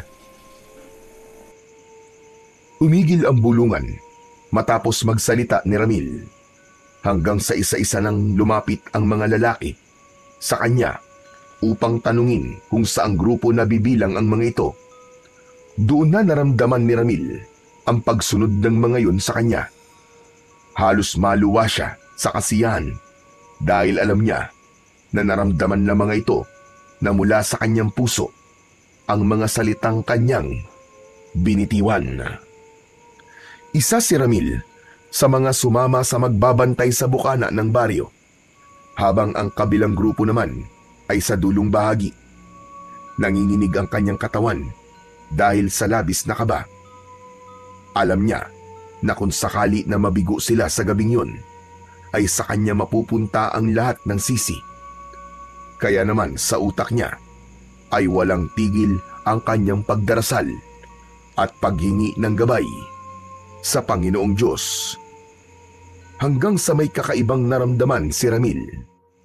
Bumigat ang hangin at tumayo ang balahibo sa kanyang mga braso. Bahagyaring uminit ang suot niya na anting-anting. Mga kasama, humanda kayo. Nararamdaman kong paparating na ang mga gabunan. Hindi nagtagal ay nakita na nila ang mga gabunan na mabilis na sumusugod papunta sa kanilang direksyon. Inihanda ni Ramil ang sarili sa pakikipaglaban. Tawagin niyo ang mga nagbabantay sa dulo! Sabihan niyo na nandito ang ating mga kalaban! Huwag nating hahayaan na makarating ang mga gabunan sa kabahayan! Bilisan niyo mga kasama! Magsipaganda kayo! Mabilis ang galaw ng mga gabunan at ang matutulis na kuko ng mga yon ay kumikislap sa liwanag ng buwan. Hindi nag-atubili si Ramil. Siya ang unang sumugod habang hawak ang kanyang itak. Agad niyang tinaga sa muka ang gabunan na sumalubong sa kanya. Nang nakapatay ng gabunan si Ramil, ay tila nagkaroon ng lakas ang kanyang mga kasama. Sumugod na rin ang mga kalalakian sa mga gabunan at nakipaglaban ang mga yon gamit ang itak, sibat at pana. Ang gabing yon ay napuno ng sigawan ng mga tao at malakas na pag-angil ng mga gabunan. Ngunit sa gitna ng laban ay nakita ni Ramil ang pagdating ng pinuno ng mga gabunan na si Dumalag. Isa sa mga kasama nila ang sinakmal nito sa leeg. Mabilis na tumakbo si Ramil patungo kay Dumalag. "Hoy Dumalag! Tayong dalawa magtuos! Akong dapat na hinaharap mo dahil anak ako ng taong gusto mong patayin!" Huwag mo nga akong pinapatawa, batang uhugin. Ang ama mo nga ay walang nagawa sa akin. Ikaw pa kaya? Sigurado ko na sa sandaling ito ay nakahiga siya sa inyong bahay dahil hilang-hina na siya. Kung sa tingin mong demonyo ka ay magtatagumpay ka sa nais mo mangyari sa tatay ko, ay nagkakamali ka. Para sa kaalaman mo, kahit nangihina siya, ay patuloy siyang lumalaban sa sumpang ibinigay mo sa kanya. At hindi ako titigil hanggat hindi ko nahahanap ang lunas sa sumpang yon. Huwag mo nang sayangin ang pagod mo dahil ako na ang nagsasabi sa'yo. Walang lunas ang sumpang iginawad ko sa tatay mo. Umiim ang bagang ni Ramil at inilabas niya ang kanyang galit sa pamamagitan ng pagsigaw. Sumugod siya kay Dumalag habang nakataas ang kanyang itak. Ngunit sa isang iglap ay malakas siyang sinuntok ni Dumalag sa muka. Napaatras si Ramil at muntik na siyang matumba. Pero mabilis niyang naitukod ang kanyang mga paa sa lupa. Pagkatapos nun, muli siyang sumugod at sinubukan niyang saksakin si Dumalag sa dibdib. Pero sa isang mabilis na galaw ng pinuno ng mga aswang na si Dumalag, ay nagawa nitong kalmutin ang braso niya. Nabitiwan niya ang itak na hawak niya. Saka siya buong lakas na sinipa ni Dumalag sa tiyan. Doon na tuluyang napahiga sa lupa si Ramil. Sa harap niya ay matayog na nakatayo si Dumalag at tila handa nang tapusin ang laban. Paano ba yan? Mukhang mauuna ka pang mamatay sa iyong tatay. Nakakalungkot na mawawala na ang kanyang tagapagmana. Pilit na bumangon si Ramil habang papalapit si Dumalag sa kanya. Pakiramdam niya ay yun na ang kanyang katapusan. Ngunit hindi pa rin siya nawalan ng pag-asa. Nang malapit na si Dumalag kay Ramil, ay isang hindi inaasahang tao ang biglang dumating. Nakasuot ang taong yun ng salakot na siyang bahagyang tumatakip sa mukha nito.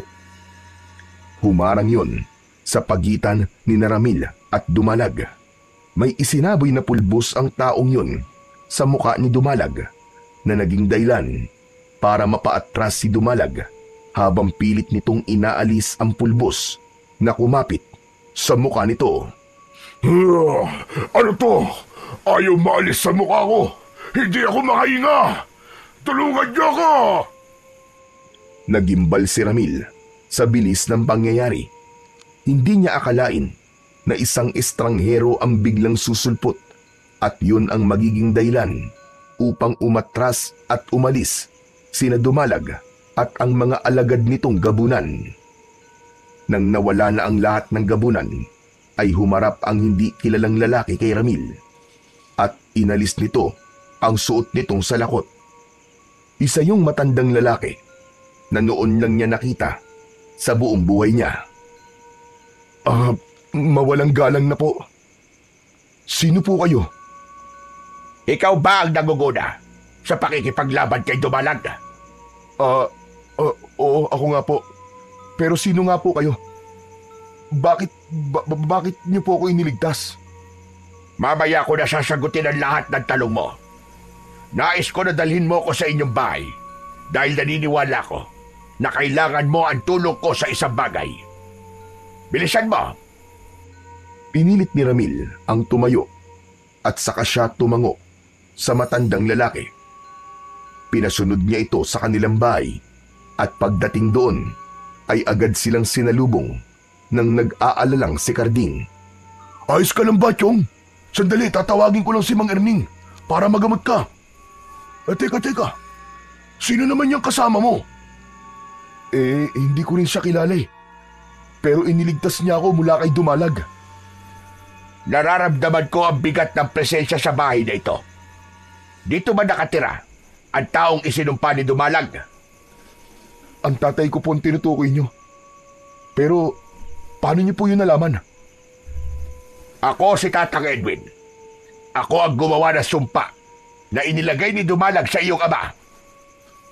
Walang iya ka pala eh. Ikaw pala ang dahilan kung bakit nangihina ngayon si Mang Celestino eh.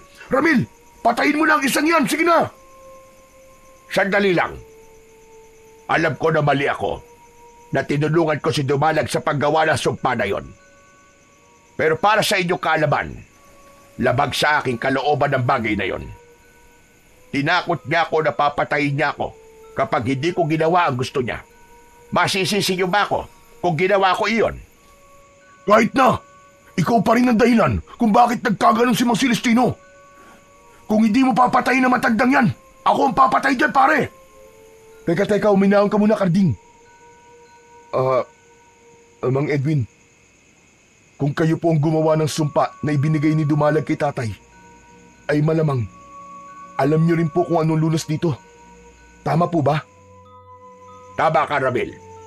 Kaya ako nandito ay upang itama ang aking pagkakamali. Pero nais ko mag-usap tayo na kasama ang iyong ama. Hali po kayo sa kwarto niya. Carding, kung pwede sana'y umalis ka muna. Tawagin mo si Mang Erning at sabihin mo na gamutin niya ang mga sugatan. Pakisuyo lang. Pero, Chong, paano ka? Sige na, kaya ko ang sarili ko. Huwag mo na akong alalahanin. Sige na, kumilos ka na. Nang umalis na si Carding, ay isinama na rin ni Ramil si Mang Edwin sa silid ni Mang Celestino. Ipinakilala ni Ramil ang sarili niya kay Mang Edwin at ganun din ang kanyang ama. Narinig ko mula rito ang pag-uusap niyo.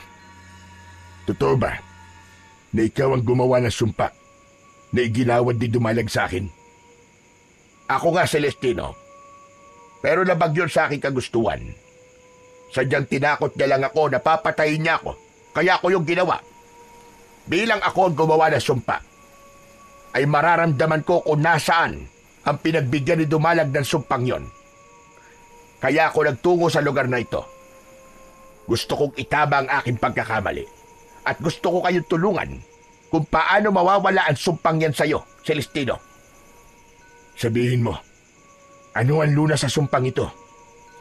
Ang lunas ay nasa nagbigay sa'yo ng sumpa. Ang dugo ni Dumalag. Yun mismo ang lunas.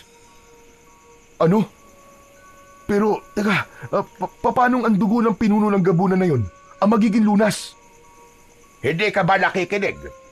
Kung sino ang nagbigay ng sumpa, ay ang dugo niya ang magiging lunas. Kailangan yung inumin ng yung tatay upang malinis ang sumpa na nasa loob ng kanyang katawan. Pero, kung dugo nga ni Dumalag ang lunas, ibig sabihin, ay kailangan muna namin siyang patayin. Teka, wala na po bang ibang lunas o paraan, Mang Edwin? Baka po pwede kayong gumawa ng gamot, total. Kayo naman po ang gumawa ng sumpa eh. Kung meron lang sanang ibang lunas o gamot, ay hindi ko nasasabihin sa inyo ang tungkol sa dugo ni Dumalag. Pero ikinalulungkot ko, kasi yun lang talaga ang lunas na kailangan ninyo upang gumaling si Celestino. Ramil, kung iniisip mo na kailangan mong patayin si Dumalag at hindi mo naman kaya ay wag mo nang gawin, natatakot ako sa pwedeng mangyari sa iyo, anak. Ang pagpatay lamang kay Dumalag ang tanging paraan upang makuha ang kanyang dugo. Isa pa, hindi nyo maaaring patagalin ang nangyayari dahil ang sumpang yan ang magdadala sa iyo sa kamatayan. Sa ngayon, Katawan mo pa lang ang pinahihina nito. Ngunit darating ang araw na maging ang utak mo ay sisirain nito. Kapag humantong ka na roon, ay hindi mo na makokontrol ang iyong sarili at ikaw mismo ang kikitil sa sarili mong buhay. Kung ganun po, kailangan ko na po talagang kumilos para mapatay si Dumalag. Tay, magtiwala po kayo sa akin. Nangangako po ako na sa pagkakataon na ito, ay hindi ko na po kayo bibiguin. Gagawin ko to. Dahil ayoko mawala po kayo sa akin. Pero anak, masyadong malakas si Dumalag. Ako nga na mas matagal ng antingero, ay hindi ko siya matalo-talo. Ikaw pa kaya? Bakit hindi mo magawang magtiwala sa iyong anak, Celestino? Hindi mo ba nakikita ang apoy sa kanya dahil nais kanyang iligtas? Tandaan nyo, sa sandaling mamatay si Dumalag, ay hindi lang ang lunas sa sumpa ang makukuha nyo, kundi ang tuluyang pagbagsak ng kanyang mga alagad. Konektado si Dumalag sa lahat ng kanyang mga alagad. Kaya sa sandaling mawalan siya ng buhay, ay ganun din ang mangyayari sa mga alipores niya. Tay, narinig niyo naman po siguro ang mga sinabi ni Mang Edwin. Mangyayari talaga ang sinabi ni Dumalag na ikaw na mismo ang kikitil sa buhay mo kapag hindi natin agad na alis ang sumpang yan sa'yo, Tay. Kaya sana, Tay, pumayag na po kayo na labanan ko po si Dumalag. Huwag po kayo mag-alala. Dahil hihingin ko po ang tulong ng mga kalalakihan dito sa ating baryo. Nararamdaman ko po na may tiwala na po sila sa akin. Matagal na hindi nagsalita si Mang Celestino. Nakatingin lang kay Ramil ang nangihina nitong mga mata. Maya-maya pa ay marahan na itong tumango. Sige anak, at panahon na rin siguro para ibigay ko sa iyo ang aking tiwala ng buo. Sige, pumapayag na akong harapin mo si Dumalag. Pero kailangan mong mangako sa akin. Nagagawin mo ang lahat para magtagumpay. Hindi para makuha ang lunas. Kundi, dahil ayokong mawala ka sa akin. Ikaw na lang ang meron ako, Ramil. Nawala lang yung ina. Kaya ayokong pati ikaw ay mawala rin. Opo, Tay. Nangangako po ako sa inyo na makukuha ko po ang dugo ni Dumalag at hindi ako mamamatay. Ngayong buo na ang desisyon mong harapin si Dumalag, Ramil, ay nais ko na rin sabihin na tutulungan kitang talunin ang gabunan na yon. Hindi nyo dapat hintayin na muling pagbilog ng buwan. Kailangan nyo sumalakay mismo sa kanilang kuta. Huwag kayong mag-alala dahil alam ko kung saan sila nagtatago. Kaya ko kayong dalhin sa lugar na yon. Mas maganda na umatake tayo ron kapag walang liwanag ang buwan upang hindi sila maging masyadong malakas. Maraming salamat po sa inyo, Mang Edwin. Salamat po dahil dumating po kayo rito. Hindi mo kailangan magpasalamat sa akin. Ginagawa ko ito para itama ang aking nagawang pagkakamali. Napagtanto ko na sa aking ginawa ay sigurado ko na ikinakahiya ko ng mga ninuno kong babaylan. Ngayon ay hindi na ako natatakot kay Dumalag. Kahit patayin pa niya ako dahil sa pagbaligtad ko sa kanya, ay wala na akong pakialam. Ang mahalaga sa akin ay ang gawin ng tama hanggang sa aking huling hininga. Nang sandaling yun, ay unti-unti nang nakakita ng pag-asa si Ramil upang tuluyan ng gumaling ang kanyang ama. Alam niya sa kanyang sarili na wala siyang laban kay Dumalag, pero buhay ng tatay niya ang nakasalalay, kaya handa siyang gawin ang lahat upang iligtas ito sa kamatayan. Simula noon ay sa bahay na muna ni Ramil na natili ang matandang si Mang Edwin. Gabi-gabi ay binabantayan nila ang buwan at hinihintay nila na mawalan yun ng liwanag. Kinausap na rin niya ang mga nakikipaglaban sa mga gabunan sa plano nilang pag-atake sa kuta ng mga gabunan, at lahat ay sumang-ayon sa kanyang sinabi. Nakita niya ang apoy at tapang ng bawat isa. Ramdam niya na pagod na rin ang mga ito, na sila ang palaging sinasalakay ng mga gabunan, kaya sa pagkakataong yun ay sila naman ang sasalakay sa kuta ng kanilang kalaban. Isang gabi, habang may ginagawang pagdarasal si Mang Edwin sa likod ng bahay, ay pinapanood naman yun ni Ramil. Maya-maya ay dumating si Karding at tumayo ito sa tabi niya. Pare, anong ginagawa ni Mang Edwin? Nagdarasal siya sa mga ninuno niyang babaylan. Ang sabi niya ay gabi-gabi niyang ginagawa yan para patuloy siyang gabayan ng mga ninuno niya. Mukhang marami rin talagang alam yang si Mang Edwin, no? Biruin mo, nakagawa siya ng isang sumpa na nagpalugmok kay Mang Celestino.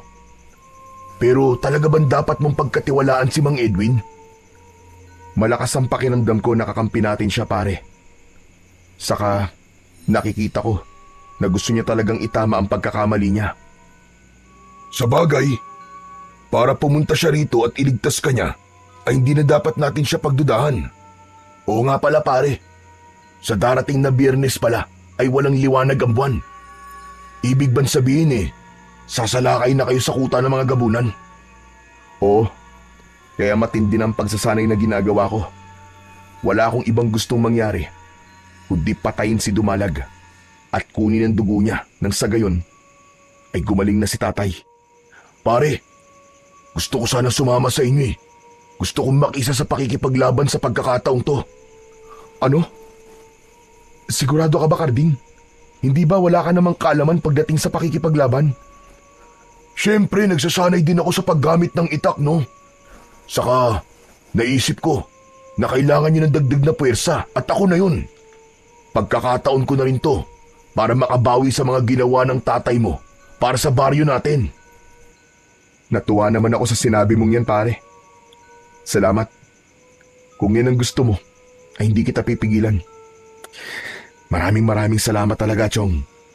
Malaki ang maitutulong mo sa amin. Patuloy na pinanood din na Ramil ang pagdarasal ni Mang Edwin.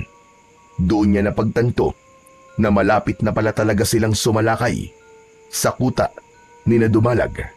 Kaya naman, nagkaroon siya ng kaba at pag-aalinlangan sa kanyang sarili.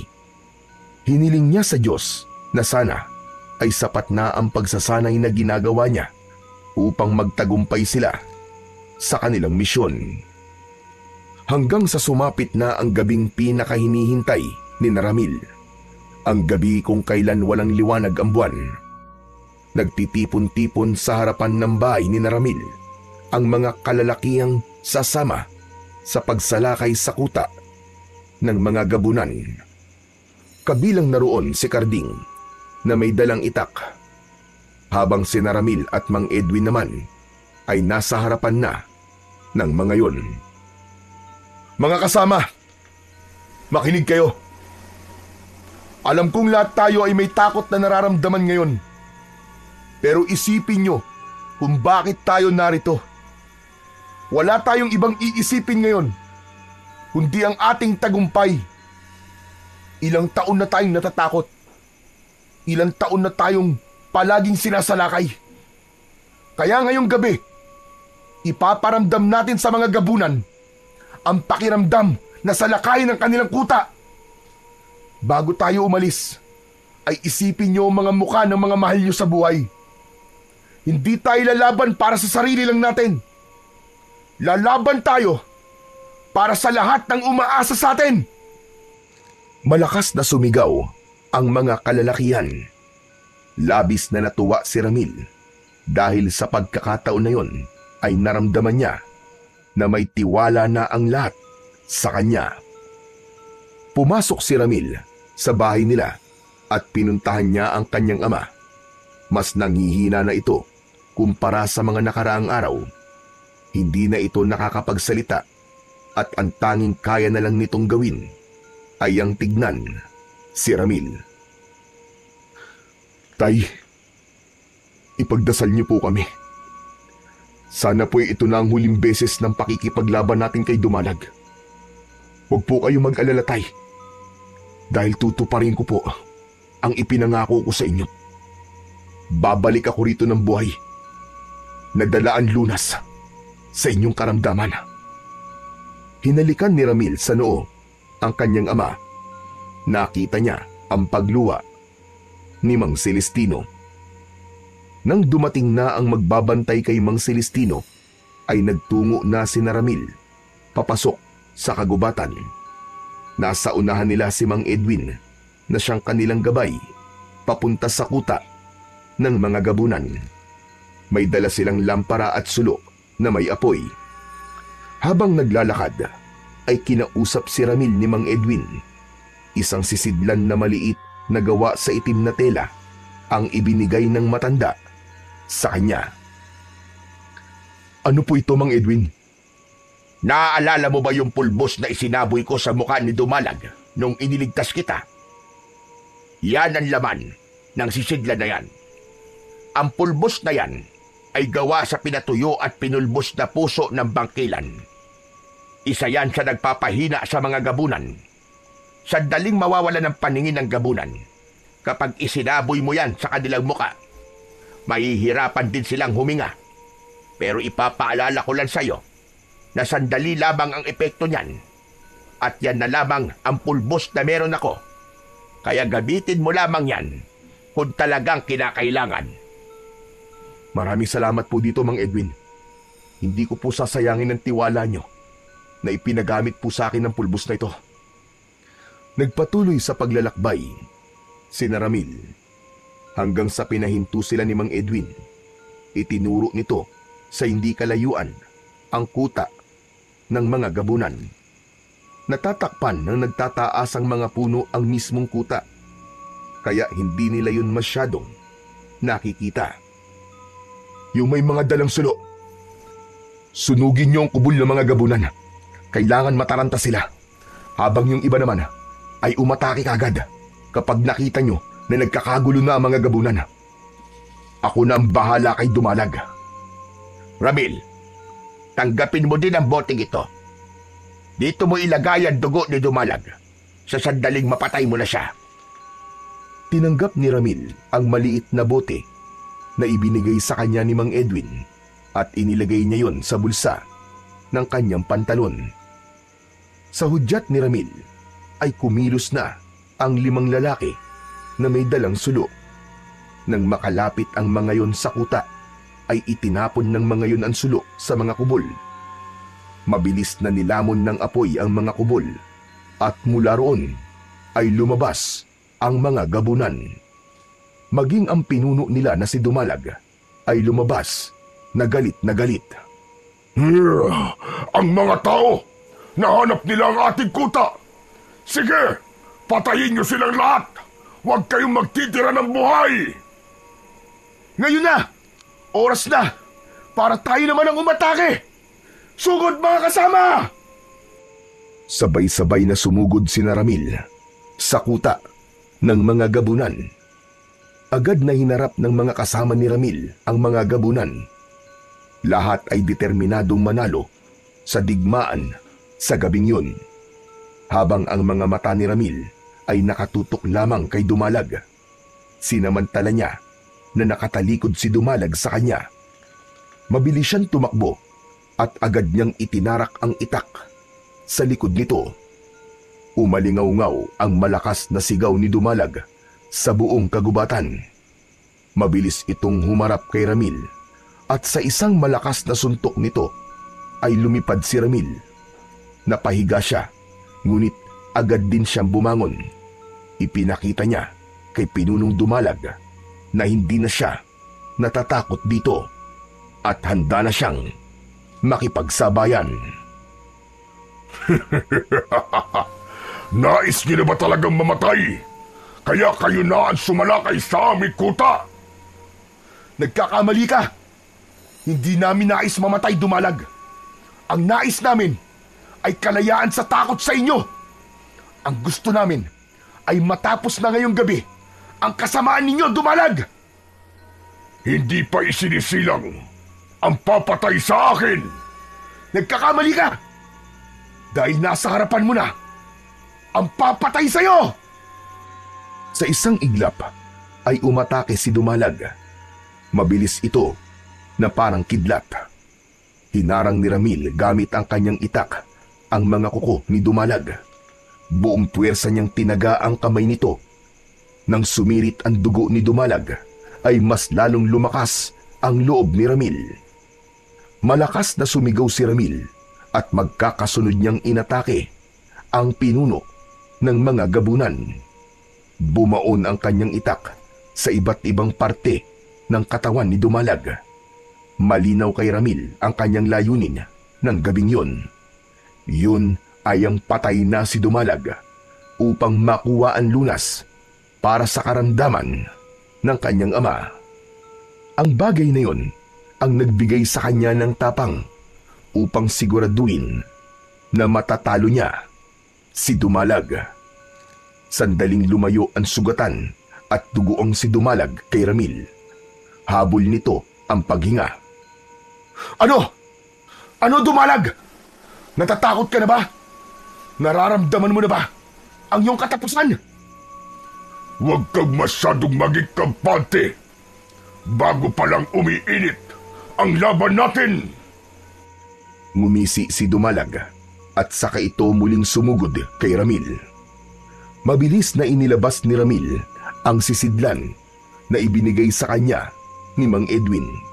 Itinaktak niya sa kanyang palad ang pulbos na laman ng sisidlan at nang halos 100 dangkal na lamang ang layo ni Dumalag sa kanya, ay isinaboy niya ang pulbos direkta sa mukha nito. Malakas na napasigaw si Dumalag.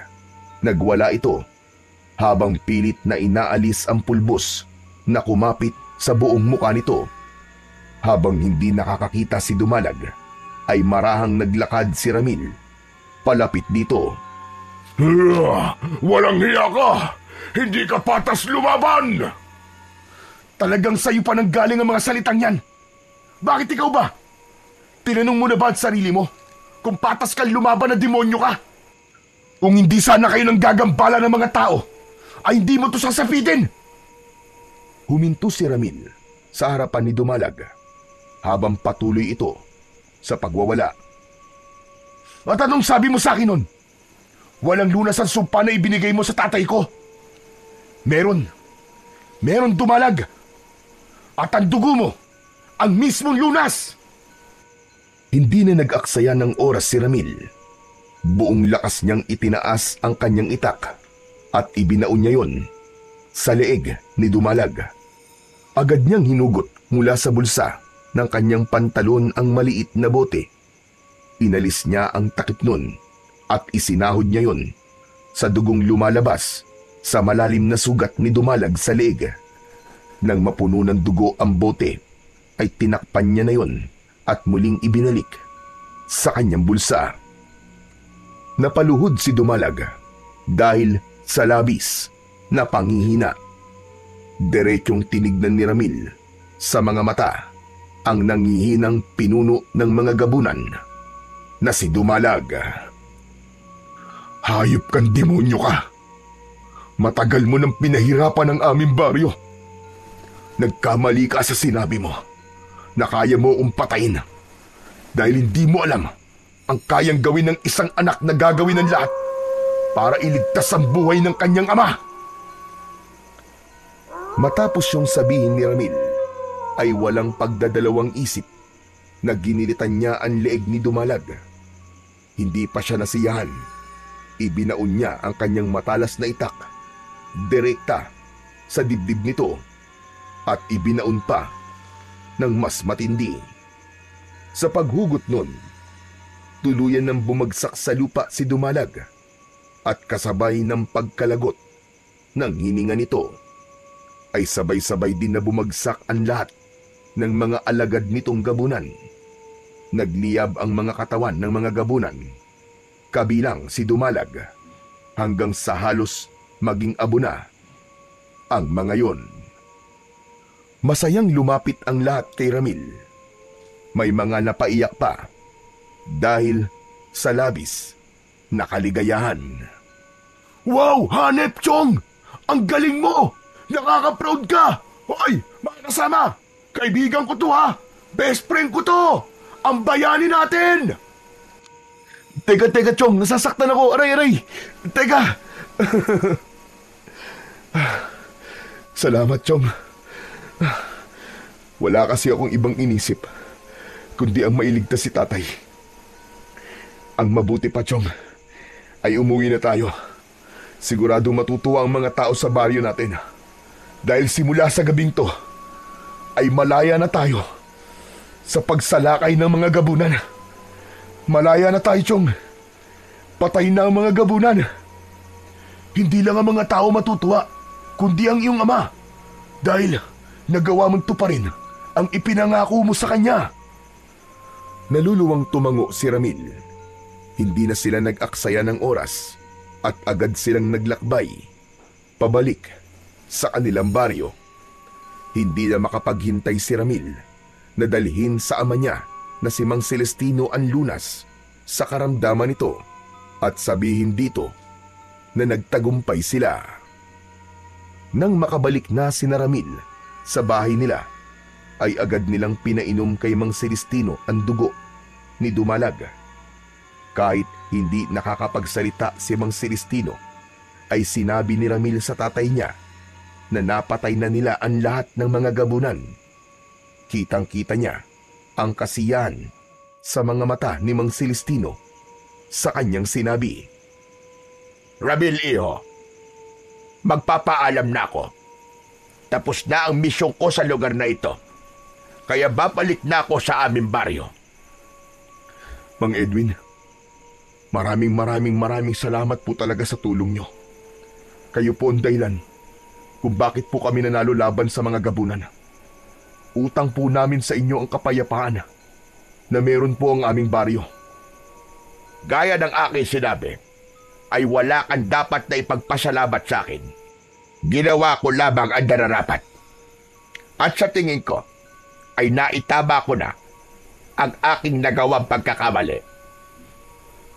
Sana po ay mawala na ang bigat na dinadala nyo sa inyong dibdib. Naiintindihan ko po na nagawa nyo lang po yun dahil natakot po kayo para sa inyong buhay. Basta, Mang Edwin, kung gusto nyo pong bumisita, ay bukas po ang aming tahanan para sa inyo. Maraming salamat.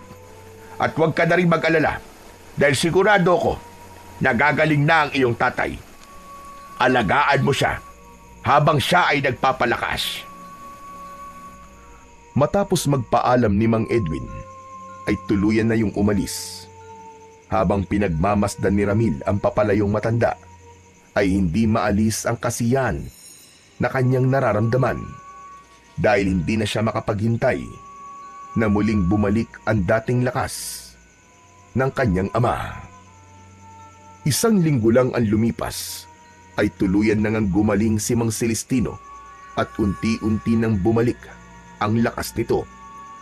Labis na natuwa si Ramil dahil bukod sa hinangaan siya ng mga tao, ay naliwanagan na rin ang tatay niya tungkol sa pangarap ni Ramil. Hinayaan na siya nitong mag-aral sa kolehiyo upang pagdating ng araw ay maging isa na siyang guro. Simula noon ay mas naging maganda na ang relasyon ni Ramil at Mang Celestino bilang mag-ama dahil mas naging bukas ang puso at isipan ni Mang Celestino sa gusto ni Ramil na mangyari sa kanyang buhay. Ganun pa man, hindi kinilimutan ni Ramil ang kanyang pagiging antingero. Patuloy siyang nagsanay at naintindihan niya na maaari pa rin niyang pagsabayin ang pagtupad niya sa kanyang pangarap at ang tungkulin niya sa mga tao bilang anak ng pinakamalupit na antingerong manunugis sa kanilang baryo.